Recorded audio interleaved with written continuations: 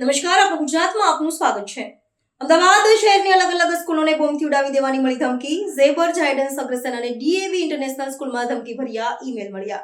અમદાવાદ શહેરની આ ધમકીભર્યો મેલ ઝેબર સ્કૂલ, થલતેજ મહારાજા અગ્રસેન સ્કૂલ, ગુરુકુળ road, DAV international, મકરબાદ તેમજ નિર્માણ વસ્ત્રાપુર, ઝાયડન્સ વેજલપુર, ડિવાઇન સ્કૂલ, અડાલજ, આવિષ્કાર સ્કૂલ, કલોલને મળ્યો છે।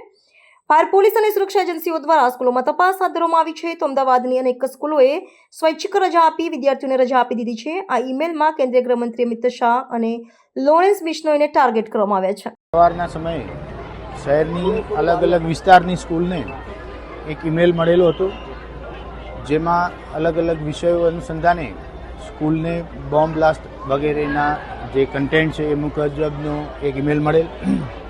ઈમેલ મળતાની સાથે જ તમામ પોલીસ અધિકારી, સિનિયર અધિકારીઓ અલગ અલગ સ્કૂલની વિઝિટ લઈ એન્ટી સબોર્ટેજ ચેક બીડીડીએસની ટીમ દ્વારા અને ડોગ સ્કોડ દ્વારા હાલ તમામ સ્કૂલમાં ચાલુ છે।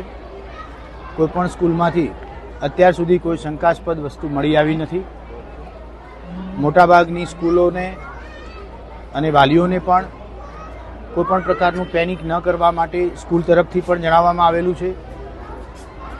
આ સમયે સ્કૂલની શિફ્ટ બદલવાનો સમય થયેલો હોવાથી એક શિફ્ટના બાળકો જઈ રહ્યા છે। સ્કૂલ દ્વારા બીજી શિફ્ટ ન ચાલુ કરવાનો અથવા થોડા સમય પછી શરૂ કરવાનો નિર્ણય લેવામાં આવેલો છે।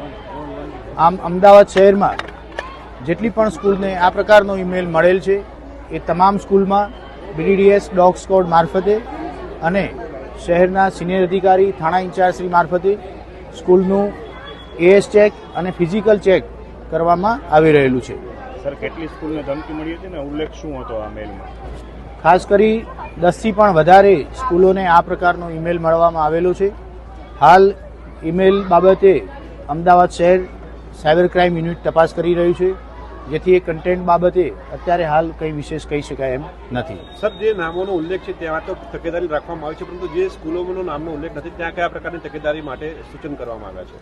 ખાસ કરી જેવી સ્કૂલ કે જેને ઈમેલ નથી મળેલો એ સ્કૂલને પણ આ રીતે તકેદારી માટે જિલ્લા શિક્ષણ અધિકારીની ઓફિસ તરફથી સૂચનાઓ આપવામાં આવેલી છે અને કોઈપણ પ્રકારની શંકાસ્પદ વસ્તુ અથવા શંકાસ્પદ માણસોની સ્કૂલ કેમ્પસમાં અથવા સ્કૂલ કેમ્પસની આજુબાજુ પણ હિલચાલ જો મળી આવે તો તાત્કાલિક અમદાવાદ શહેર પોલીસ કંટ્રોલ રૂમ અથવા સ્થાનિક પોલીસ સ્ટેશનનો સંપર્ક કરવા માટે થઈ અમદાવાદ શહેરમાં જુદા જુદા સ્કૂલોમાં બોમ્બથી ગોળીબાર મળેલી હતી અને જે અનુસંધાને તરત જ અમદાવાદ સિટી પોલીસ એક્શનમાં છે અને બધા જગ્યા પોલીસ બંદોબસ્ત પર્યાપ્ત માત્રામાં ગોઠવાયેલું છે અને બીડીડીએસની ચેકિંગ પણ ચાલુ છે અને એને સિવાય બીજી એજન્સીઓ જેને કે એએમસી, ફાયર એનાથી સંકલન પણ ચાલુ છે અને મારી જાહેર જનતાથી અપીલ છે કોઈ પણ શંકાસ્પદ વસ્તુ જોવામાં આવે, ધ્યાન ઉપર આવે તો તરત જ 112 અને પોલીસને ધ્યાન ઉપર લાવો, તરત જ એક્શન થશે। ગભરાવા માટે કોઈ વાત નથી।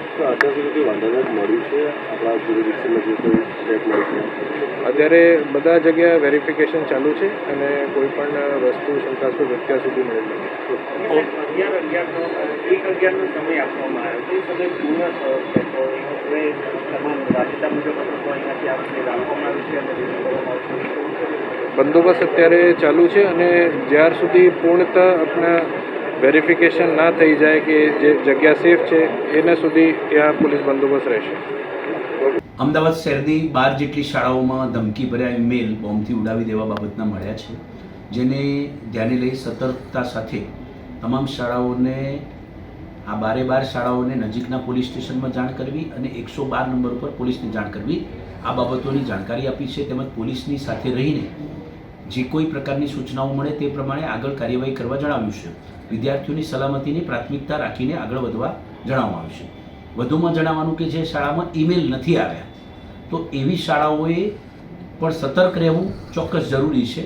વિદ્યાર્થીઓમાં ભયનું વાતાવરણ ન ફેલાય, વાલીઓમાં ભયનું વાતાવરણ ન ફેલાય એ સૌથી અગત્યની બાબત હોય છે, કારણ કે મૂળ ઉદ્દેશ આમનો ભય ફેલાવવા માટેનો જ્યારે હોય ત્યારે આપણે સમાજના સાચા અર્થમાં શિલ્પી એવા સંચાલક અને શિક્ષકોએ ભયનું વાતાવરણ ન ફેલાય તે પ્રકારની આગળની કાર્યવાહી કરવા અને સતર્ક રહેવા માટે જણાવ્યું છે। तो व्हाट्सएप, ट्विटर, फेसबुक, इंस्टा जहाँ भी आपका अकाउंट है इसे शेयर बटन के द्वारा वहाँ पर शेयर करें।